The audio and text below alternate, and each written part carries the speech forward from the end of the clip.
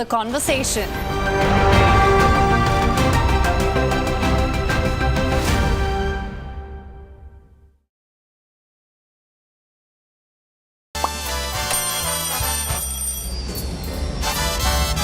Vielleicht nur als Impulsant.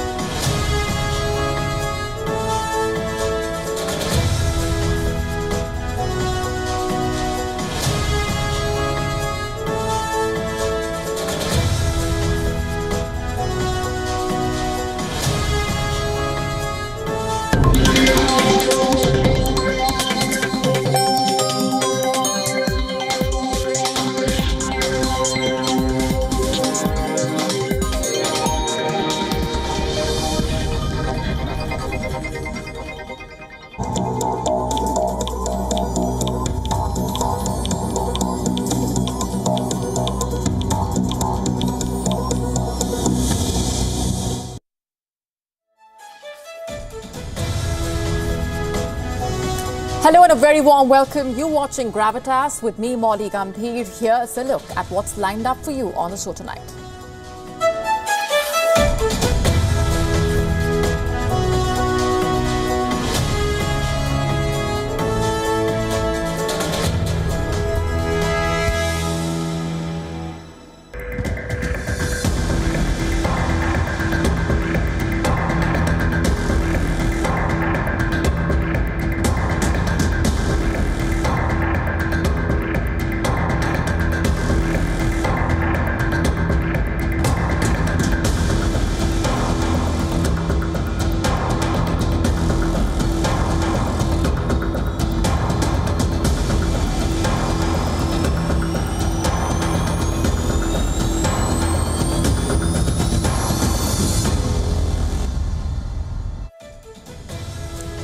Our cover story tonight is about China's spying tactics. China's spy games seem to have reached a whole new level.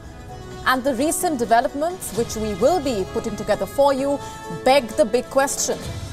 Is America being flooded with Chinese agents?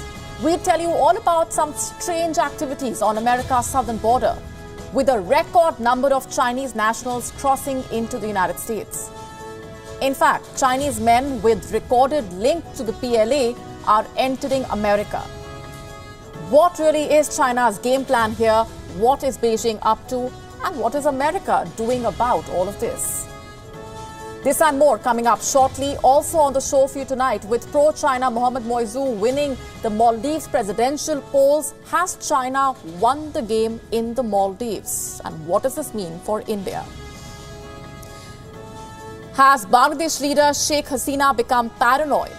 Why is ailing key opposition leader Khaleda Zia being barred from going abroad for treatment?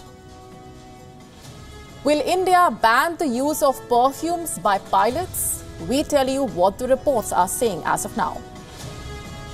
Is Kosovo the next battleground? We get to the latest from on the ground and join the dots.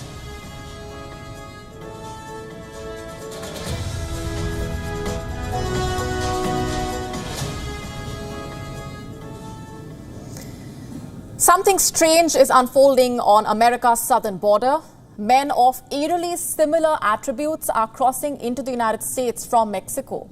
And these men have the same haircut, the same tattoos, the same clothes. They are all of military age. And listen to this, they are all Chinese.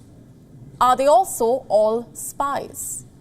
In other words, is America being flooded with Chinese spies? Convince me otherwise as I show you some numbers now. According to one report, between October 2022 and February 2023, U.S. border officials recorded at least 4,366 cases of Chinese nationals crossing into America through the southern border. And these crossings were illegal. 4,366, by the way, is just the number of Chinese nationals who were caught. What about the ones who weren't? Where are they now? Well, they could be anywhere in the United States. They could have infiltrated American agencies. They could have infiltrated your homes or managed to land a job at a local fried chicken and hot dog store as they give shape to the job that they were recruited for in China. And what task must that be, you ask? What is China's army of agents working on, really? In September, U.S. media reports alleged that there have been over 100 cases of Chinese nationals trespassing U.S. military bases. Some Chinese nationals posed as tourists and wandered into a missile launch site in New Mexico. Some posed as scuba divers and got dangerously close to a rocket launch site in Florida. Some were found at another U.S. military base. And when asked, these Chinese nationals claimed that they had lost their way while trying to find a Burger King. Sure, China is spying on the U.S., and this fact is as old as Mount Rushmore. Let me just tell you that in August 2023, 2 U.S. Navy sailors were arrested for spying on China. The question now is whether China is sending agents into America for more than just non-traditional intel gathering. Has China tasked its spies with going a step forward? What explains the sheer volume of agents being sent into America? Is China planning something big? Or is this just how Beijing operates? Let me just tell you a story now. Spy game enthusiasts often refer to grains of sands. They joke that if Russians want to get sands from a particular foreign beach, they will send a submarine with soldiers who will head to the beach, get a bucket filled with sands, and head back to Russia.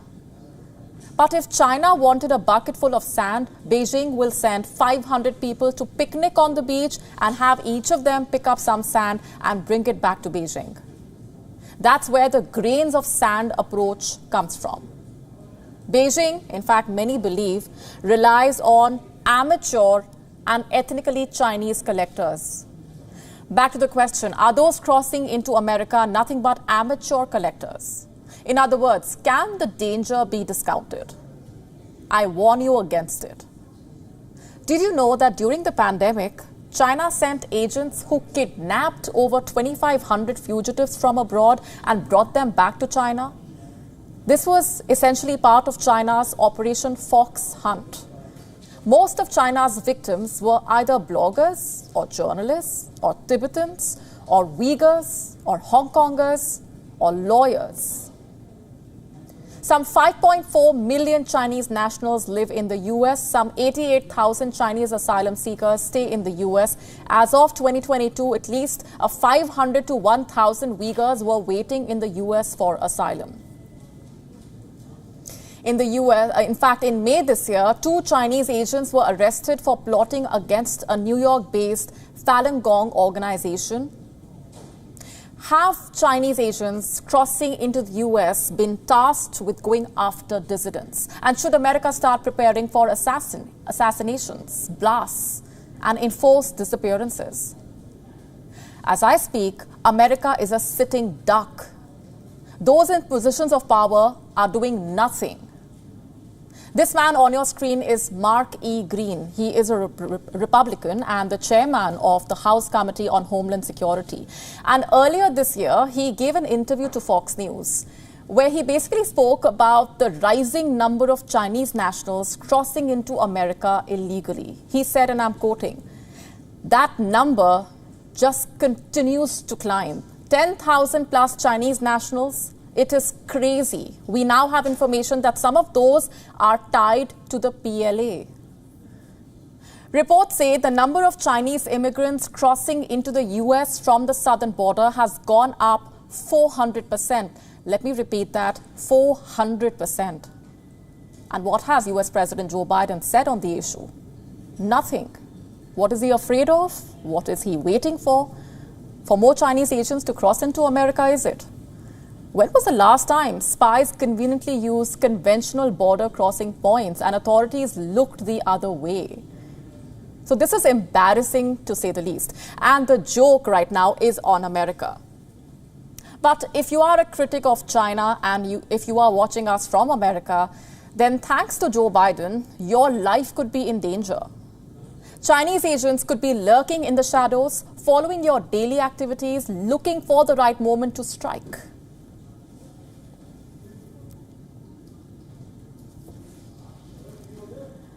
Our next story is from the Maldives.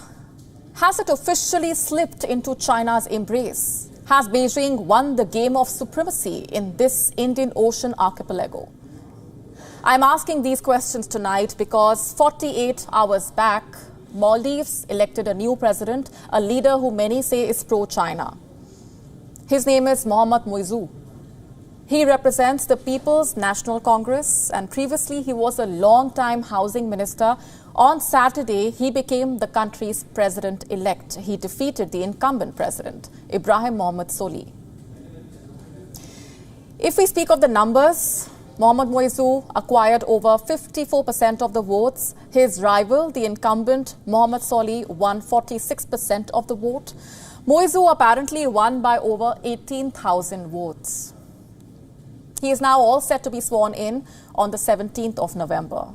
But who exactly is Mohammad Muizzu and what exactly are his political credentials? Why is he being seen as a pro-China leader? Let's discuss this. First things first, the 45-year-old Muizzu is a British-educated civil engineer. He completed his bachelor's from the University of London and he earned his PhD from the University of Leeds. He currently serves as the mayor of Malé, the country's capital. And reports say Muizzu was an unlikely candidate for presidency. His party was supposed to be led by Abdullah Yameen, but because Yameen was jailed on corruption charges, Muizzu was tapped to lead the party as Yameen's proxy. Next question, why is he being seen as pro-China? Well, the answer is his tenure as the Maldives construction minister. During this period, Muizzu oversaw several Chinese-funded infrastructure projects. This included a $200 million bridge linking the capital with the island's main airport. And around the same time, the Maldives joined China's Belt and Road Initiative. Under this plan, Beijing plans to build railroads, ports, highways across the length and breadth of the Maldives. Last year, during a meeting with CCP officials, he apparently told them that his party's return to office would expand the quote-unquote strong ties between our two countries. And this year, when he was campaigning for the country's top post, Muizzu emphasized the need to re-evaluate the Maldives' foreign policy. He suggested that the incumbent president, Solih, had overly aligned the nation with India. Simply put, there are fears that Muizzu could alienate the Maldives from India and push the country further into China's embrace. Not everyone agrees, though. Some of his supporters are saying that he is unlikely to change the country's foreign policy of giving an important place to India. Instead, he is likely to lessen opposition to Chinese projects on the island, meaning he could try to strike a balance, given India's growing geopolitical significance. But this is just a possibility for now. No one knows what's really on the mind of this leader. And this has alarmed geopolitical experts, mainly because of China's growing influence in the Maldives. You see, China wants greater access to the Maldives, and this stems from the nation's geographical positioning. Let me break this down. It's located near crucial sea lines that are important for China's energy supplies. Only that China's methods to win over the Maldives are questionable. You see, Beijing is seeking to commercially dominate the Maldives by doing business with it, and this runs the risk of leaving the Maldives with unsustainable debt, just like Sri Lanka. India is trying its best to ensure this does not happen, especially given its geographical proximity. The country is located just a few nautical miles from India's southern coast, so Chinese presence in the Maldives at any given time is a matter of concern. So will Chinese presence in the Maldives increase under the new president? We will have to wait and watch. That said, Mohammad Moizu happens to be a prodigy of Abdullah Yamin, a leader we just told you is serving a prison sentence. Yamin was in fact infamous for ruling the Maldives like a dictator. So the question that surfaces is how much leeway Mohammad Moizu is actually going to enjoy in power. Will he have the freedom to operate freely? Will the new government be a puppet regime of sorts? Is the game in the Maldives over before it even began? Has Sheikh Hasina become paranoid? Let me tell you what happened and then you be the judge. Bangladesh on Sunday blocked ailing key opposition leader Khaleda Zia from travelling abroad for life-saving medical treatment. You heard that right. But why is this happening? How is the opposition reacting? Our next report getting you all the details. This is Bangladesh's key opposition leader Khaleda Zia, a two-time former premier and chairperson of the Bangladesh Nationalist Party or BNP. Since early August, Zia has been hospitalized with advanced liver cirrhosis, breathing difficulties and diabetes. She suffers from a heart condition, rheumatoid arthritis and knee problems. Last month, her family wrote to the government. They wanted permission to let the ailing opposition leader fly abroad for treatment, but that request has been turned down. Why? According to the Minister for Law, Anisul Huq, the executive order for her release from prison barred her from both taking part in politics and going abroad for medical care. He has said that the application can't be reconsidered, adding that the existing executive order would have to be cancelled before the government could reconsider a new directive allowing her to go abroad, meaning Zia would have to return to prison first and then apply. The BNP is furious. The party's legal chief has condemned the decision, saying that she was granted a conditional release under a provision, and the same provision can be used to allow her to get treatment abroad. BNP Secretary General Mirza Fakhrul Islam Alamgir sharpened the attack against the government, saying that people all over the country are angry because the government has put the country's leader Khaleda Zia under house arrest. He also alleged that the government is interpreting the law wrongly regarding her release because they know if Khaleda Zia is freed and recovered, their power will collapse. In fact, in an exclusive interview with Voice of America, this is what the Bangladesh Prime Minister Sheikh Hasina had to say. আমি জিজ্ঞেস করি পৃথিবীর কোন দেশে সাজাপ্রাপ্ত আসামিকে চিকিৎসার জন্য বিদেশে পাঠাতে পেরেছে?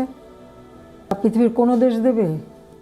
তাদেরকে যদি চাইতে হয় তাহলে আবার আদালতে যেতে হবে, আদালতের কাছ থেকে অনুমতি নিতে হবে। এখানে আমাদের কোনো আদালতের কাজের উপর আমাদের হস্তক্ষেপ করার কোনো সুযোগ নেই। তবে হ্যাঁ, যেটুকু করতে পেরেছি তার জন্য সেটা হচ্ছে যে আমার যেটুকু সরকারের হিসেবে ক্ষমতা আছে সেখানে তার সাজাটা স্থগিত করে তাকে বাড়িতে থাকার পারমিশনটা দেওয়া হয়েছে এবং তার চিকিৎসার ব্যবস্থা, সে নিজেই চিকিৎসা নিচ্ছে। এখন বাংলাদেশের সব থেকে দামি হাসপাতালে চিকিৎসা নিচ্ছে। আর যদি তাদের যেতে হয় বাইরে, তাহলে এই এখন যে তাকে আমি বাসায় থাকার পারমিশনটা দিয়েছি এটা আমাকে উইথড্র করতে হবে, তাকে আবার জেলে যেতে হবে এবং কোর্টে যেতে হবে, কোর্টের কাছে আবেদন করতে হবে। কোর্ট যদি রায় দেয় তখন সে যেতে পারবে। Bangladesh is gearing up for general elections due before the end of January, and the political temperatures have been heating up. Tens of thousands of BNP supporters protested last week against the government's actions towards Zia. In fact, the BNP and its allies have staged a series of protests since last year, demanding Hasina step down. But is Sheikh Hasina now paranoid? With the latest move of barring the ill opposition leader Khaleda Zia from healthcare abroad, has the Bangladesh Prime Minister taken things a bit too far? Will this move boomerang? Only time will tell. Bureau Report, WION, World is One. Our next story is from India and it might perplex you. According to reports, the DGCA, or the Directorate General of Civil Aviation in India, is planning to bring in a new law, a law that could ban the use of perfumes for pilots. At least that's what reports are claiming. In the last 24 hours, there have been numerous reports on this. In fact, they say that the DGCA could soon ask pilots to not wear perfume. Why is that? Because perfumes have alcoholic content. And the DGCA apparently fears that this could show a positive result during a breath analyzer test. I repeat, this is all according to reports. We have marked a mail to the DGCA seeking clarification, and we are yet to hear from them. As we await a response, let's just look at what the reports are claiming. They say the aviation regulator has called for comments from all stakeholders on amending the civil aviation requirements. These requirements are issued under the provisions of Aircraft Rules 1937. And in its proposal, the regulator has specifically mentioned perfumes. Let me quote an excerpt. No crew member shall consume any drug or formulation or use any substance such as mouthwash or tooth gel or perfume or any such product which has alcoholic content. This may result into positive breath analyzer test. Any crew member who is undergoing such medication shall consult the company doctor before undertaking flying assignment. The DGCA chief has stressed that this is only a draft for now that has been put in public domain for comments and reviews by the stakeholders. Now here's the thing. India already has very strict alcohol rules for airline crew. The guidelines require all of them, be it crew members, cabin crew members, ground staff, to undergo pre-flight breath analyzer at first departure. Even the smallest trace of alcohol is considered as a positive result. Moreover, this examination is recorded on camera. The recordings are preserved for 6 months. Have there been any such cases? The answer is yes. Let's get you the numbers. In the year 2022, 41 pilots and 116 cabin crew had their licenses temporarily suspended after they tested positive for alcohol. In 2023, 19 pilots failed pre-flight alcohol tests.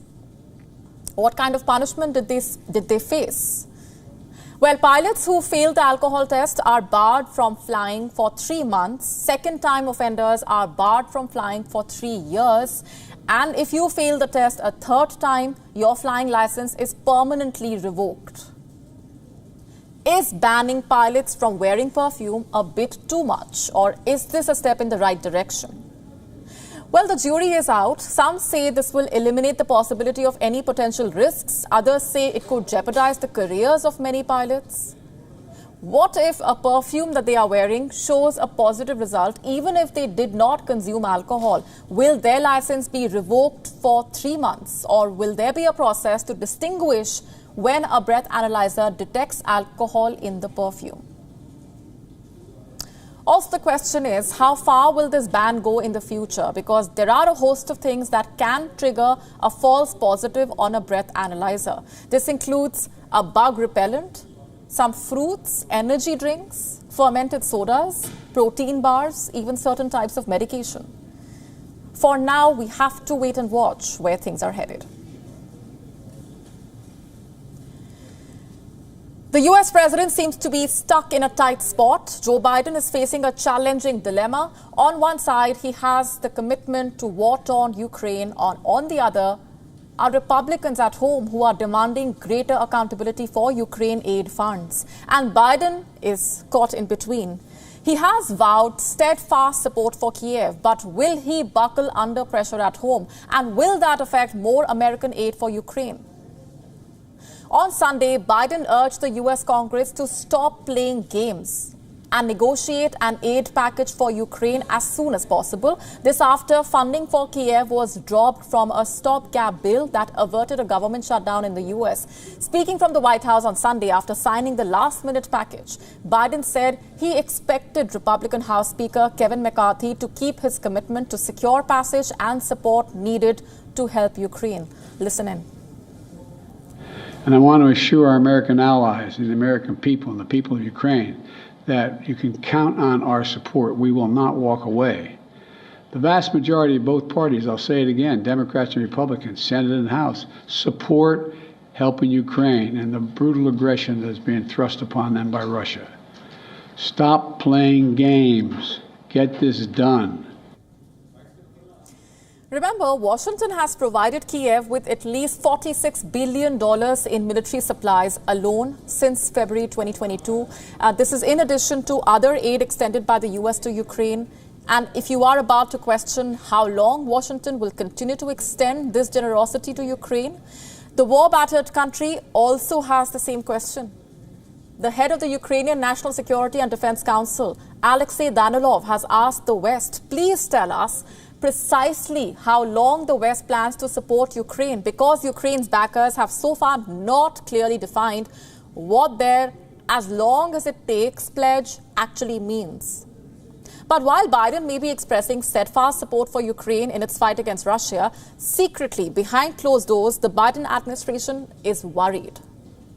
And what's the cause of concern?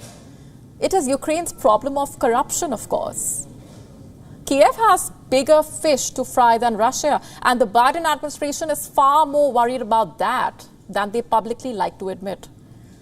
According to a report by Politico, a secret U.S. strategy document reveals how this problem by Ukraine could lead some of its friends to abandon it. The sensitive but unclassified version of a long-term U.S. plan outlines numerous steps to help Kiev combat corruption and reform several Ukrainian sectors. And it stresses that corruption could lead Western allies to withdraw support for Ukraine's fight against Russia's invasion. It emphasizes the urgency of anti-corruption efforts. The secret document warns that perceptions of high-level corruption could erode the confidence in Ukraine's wartime government. It encompasses a wide range of reforms, from privatizing banks to enhancing English education in schools to encouraging Ukraine's military to adopt NATO protocols. However, the main objective of these goals set by America for Ukraine is to combat the corruption that plagues the country. The quiet rollout of the U.S. strategy, coupled with the retention of the strongest language in the secret version, shows the dilemma that the Biden administration is grappling with. While the U.S. wants to support Ukraine, it knows where the problem actually lies. The Biden administration wants to press Ukraine to thwart corruption. It wants Ukraine to clean its house, not just because U.S. dollars are at stake, but because opponents of this aid at home, I'm talking about the Republicans, of course, they are trying to block such assistance. And any idea that American support for Kiev is weakening could cause other allies to think twice about their role, as well as leave the Kremlin laughing. For long, Ukraine's corruption has been a cause of concern for U.S. officials. In fact, it goes all the way up to President Biden. But the topic has been somewhat suppressed after Russia's invasion of Ukraine. For the U.S., it's a battle for democracy against autocracy. And so Ukraine's corruption has been brushed aside so the West can properly come out in solidarity with Kiev. Now, let's consider Ukraine's anti-corruption efforts. President Volodymyr Zelensky is actively combating corruption within the country. In recent months, he has taken decisive actions by removing several top ministers involved in corrupt practices. And these corruption issues had led President Biden to express concern in July this year, saying that Ukraine might not be prepared for NATO membership. Since the onset of the war, doubts have lingered about Zelensky's commitment to fulfilling his anti-corruption pledge. Ukraine consistently finds itself in the lower ranks of Transparency International's annual Global Corruption Perceptions Index. In the most recent survey for 2022, in fact, Ukraine received a score of 33 out of 180 countries on the scale where 100 represents very clean and 0 signifies highly corrupt. Among European nations, only Russia had a worse corruption rating. So yes, Ukraine's bigger and clear problem lies within.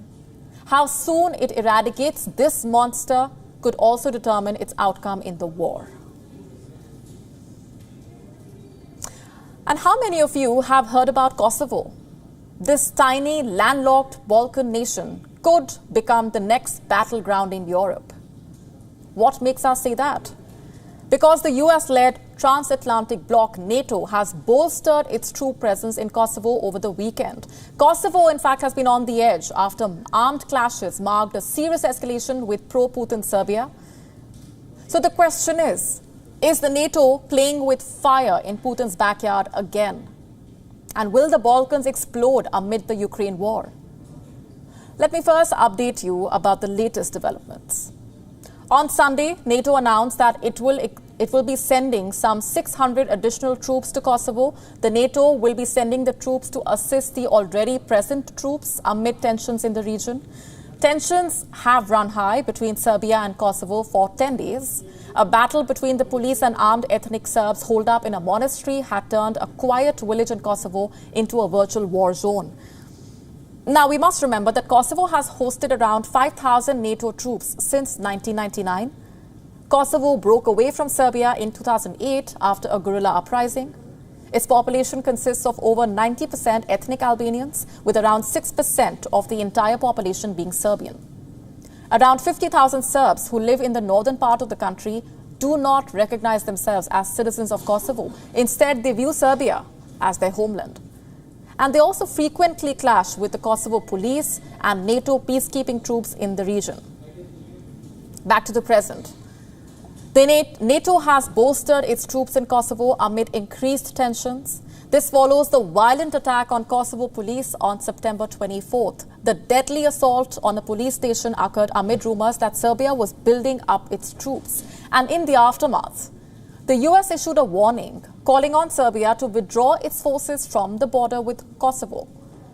The US cautioned that Serbia had deployed tanks and artillery near the border since the clashes. So how exactly did Serbia react? The Serbian president, Alexander Vučić, denied any such build-up on Sunday, labeling Washington's warning as a campaign of lies. Now, it's important to note here that Serbia also refuses to acknowledge Kosovo's independence. So where does Kosovo stand? Today, Kosovo's foreign minister has compared Serbia's recent actions to Russia's behavior towards Ukraine before its invasion. Clearly, the recent clashes represent the most serious escalation in the region in recent years, sparking concerns of a new chapter in an ongoing conflict. Even though Serbia has denied the US charge, the European Commission says it is ready to sanction Serbia over the September 24th attacks. Now, this is big, as in the past, the EU has been criticized for being lenient towards Serbia. And this is not the first time such an escalation has happened. Tensions rose so high in May following municipal elections that NATO decided to deploy 700 more troops. 93 of its soldiers were injured in the clashes. So while the EU and the US have issued warnings to Serbia, Russia has expressed that additional Western pressure is pushing the entire Balkan region to a dangerous brink.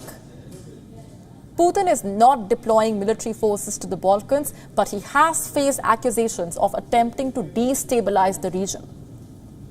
Putin has in fact positioned Russia as the sole reliable conflict negotiator in the area, leading to allegations of Russia being pro-Serbia. According to Western media, Russia's pro-Serbia narrative is seen as an effort to divert Western attention away from Ukraine and enhance its regional influence.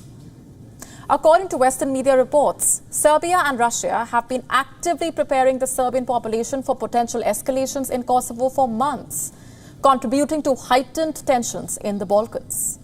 They have been accused of saturating the information space with propaganda that repeatedly asserts Serbia's long-standing claim that Kosovo belongs to Serbia. And against this backdrop, the conflict in the Balkans takes on significant importance. Whether or not it actually escalates into the next battleground amid the Ukraine war, we will be closely monitoring the developments.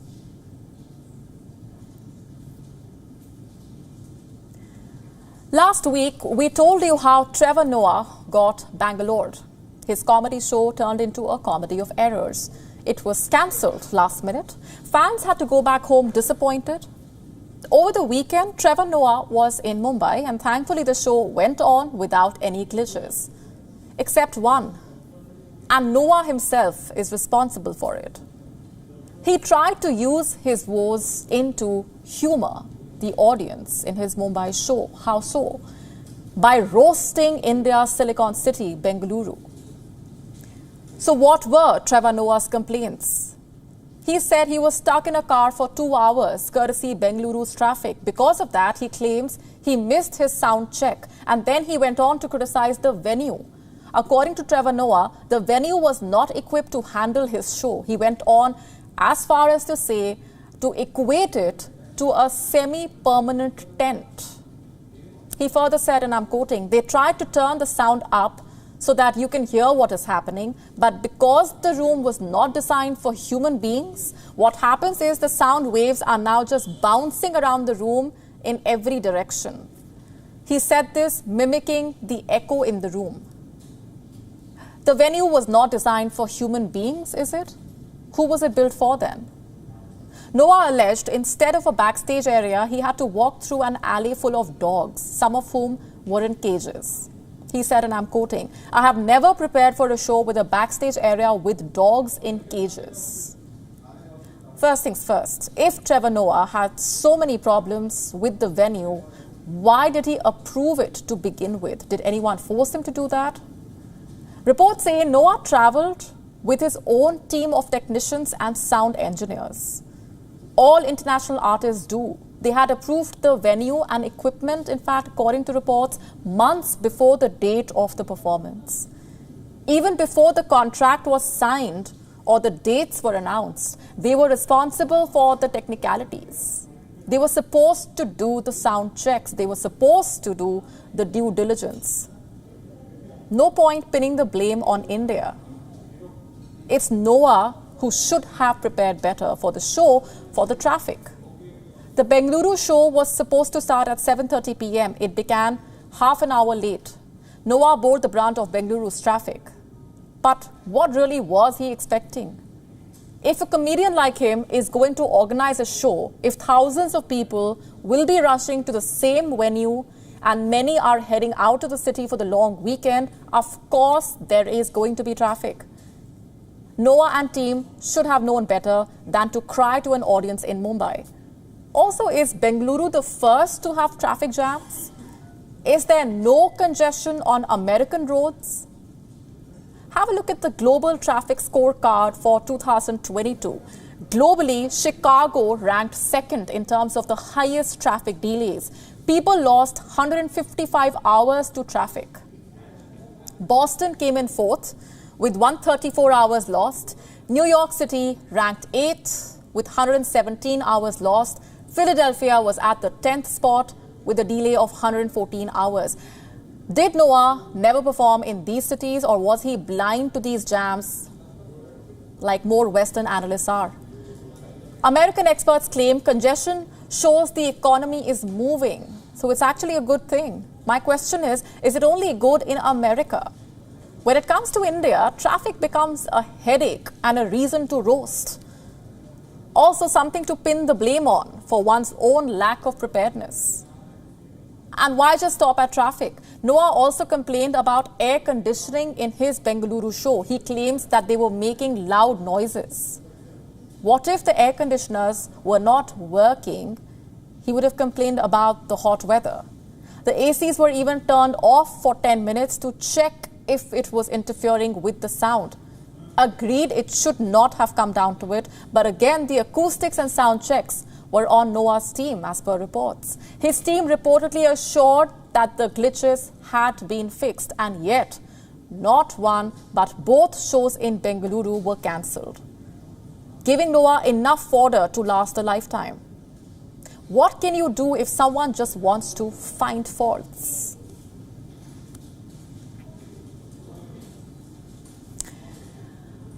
Meanwhile, an Indian whiskey has trumped several international brands to become the world's best whiskey. Indri whiskey went through rigorous tastings over several rounds and won the double gold Best in Show award in one of the largest whiskey tasting competitions. Our next report telling you more. Are you a whiskey connoisseur? Have you tried Indian whiskies?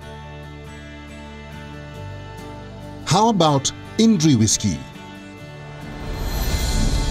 Well, it has been titled the best whiskey in the world. The drink was awarded the double gold Best In-Show award at the Whiskies of the World Awards, one of the largest whiskey tasting competitions. The Indri Diwali Collector's Edition 2023 bagged the first position among 100 different varieties of whiskies. The Indian whiskey overtook hundreds of international brands, including American single malts, Scotch whiskies, Canadian whiskies, Australian single malts, and British single malts. So who is the mastermind behind the winning beverage? Piccadilly Distilleries, the brand that introduced India's first triple barrel single malt. The founder has expressed what the win means for India. He says Indri's big win at Whiskies of the World Awards, being rated as the best whiskey in the world, further strengthens our vision of putting homegrown quality liquids on the world map. So, what is a single malt whiskey? The drink gets its name from the fact that the whiskey is made in a single distillery. Unlike blended and grain whiskies, which are made from different distilleries, a single malt is made using a single variety of malted grain, typically barley. The secret behind the making of the winning whiskey has now been revealed. Indri whiskey is made with 6-row barley. It is distilled in traditional copper pot stills crafted in India. The liquid is then matured in barrels called PX sherry casks in the subtropical climate of North India. The result of the process gives a smoky feel to the drink. The drinker tastes a myriad of flavors such as candied dried fruits, toasted nuts, subtle spices, oak, and bittersweet chocolate. The complex flavor profile has received over 14 international accolades, including at the Tokyo Whiskey and Spirits Competition 2023, the 50 Best Wild Whiskies 2022 Award, and the International Whiskey Competition in Las Vegas. Experts say that the recent award elevates India to a prominent position in the global whiskey industry. This is a moment of pride for India, but here's a reminder that whiskey is an alcoholic drink and it's advised that people indulge responsibly, if at all. Bureau Report, WION, World is One. Our next story is for parents. When your kids make a mistake, how do you discipline them? There were days when hitting your children was considered normal, unfortunately, and thankfully those days are gone.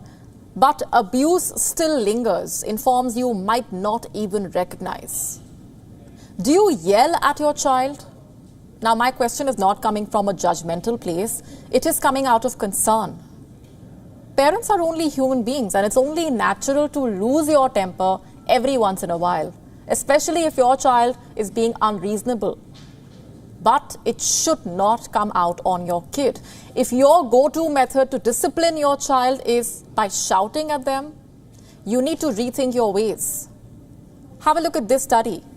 It has revealed that shouting at children can be as damaging as physical or sexual abuse. Research finds verbal abuse leaves young people at greater risk of self-harm, drug use, and ending up in prison. In fact, experts say that talking harshly to children should be recognized as a form of abuse because of all the damage that it causes. Verbal abuse is way more common than physical or sexual abuse, and I have some data for you. Research by the World Health Organization found that over 36% of children worldwide have experienced emotional abuse. This also includes verbal abuse. This is more than 25% who have suffered sexual abuse and the 22% who have been subjected to physical abuse. In a recent survey of 1,011 to 17-year-old British children, 40% said that adults, mainly parents, carers, teachers, or friends' parents, frequently used hurtful and upsetting words. Why? To blame, insult, or criticize them. About 51% said They experience such behavior weekly, and one in 10 said that they came across it daily. These children were asked about the most hurtful and upsetting words that they experienced. Their answers will break your hearts. I'm quoting, "You are useless, you are stupid, you cannot do anything right." This is what children hear. In contrast, the most positive things that they heard were, "I am proud of you, you can do it, and I believe in you." You see, children are genetically prepared to trust what adults say. They take us grown-ups very seriously. And if we betray their trust, if we use our words to abuse rather than teach, this can leave children ashamed, isolated, even excluded. You may even forget what you said, but your child would always remember. Because how you see them, how much you believe in them, actually affects how much they believe in themselves. The way you speak to your children is going to have lifelong impact on them. It is going to affect how they foster relations in the future, how they are going to treat their loved ones and children. If you want to raise a child with high self-esteem, you have to treat them with respect. Calling them stupid or shouting at them is not going to help, not in the long run at least. And as I speak of abuse, it's a good day to talk about non-violence. It is the 2nd of October, the birth anniversary of the father of the Indian nation, Mahatma Gandhi. Gandhi showed the path of truth and non-violence to the world. He spread the message of being harmless to oneself, others, and all living beings. For Mahatma Gandhi, there was no space for violence. So let's try to walk on the path showed by him. Let's follow non-violence towards ourselves, our children, and everyone around us. Let's now have a look at what else made news around the world. Time for Gravitas Global Headlines. Donald Trump has arrived at a New York state court where he and his family business are set to stand trial in a civil fraud case that could deal a major blow to the former US president's real estate empire. Slovak election winner Robert Fico receives 2 weeks from the president to negotiate a coalition government after his SMER-SSD party won a weekend election but was short of a majority in parliament. The World Health Organization is recommending the use of a second malaria vaccine to curb the life-threatening disease spread to humans by some mosquitoes. Officials say that a new vaccine will be rolled out in some African countries in early 2024 and be available in other countries by mid-2024. France has begun vaccinating ducks against bird flu. The nation is trying to stop the virus that killed millions of birds worldwide. The move has prompted the United States to impose trade restrictions on French poultry imports. Conservative Catholics have challenged Pope Francis before a big Vatican meeting, with 5 cardinals demanding clarifications on same-sex couples and other issues.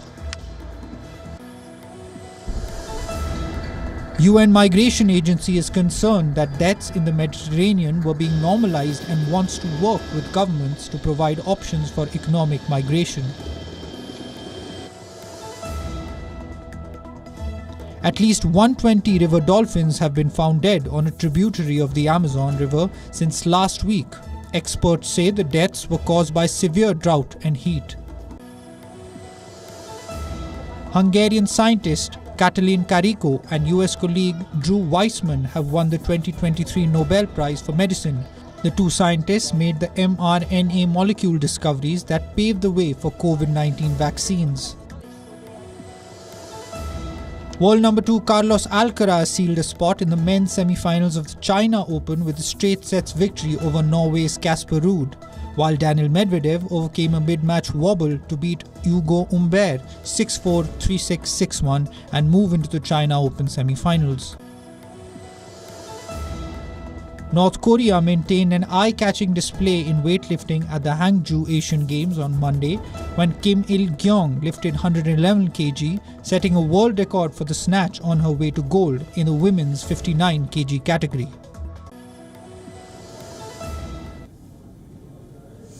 On that note, it's a wrap on this edition of Gravitas tonight. We are leaving you with Gravitas images. Thanks very much for watching.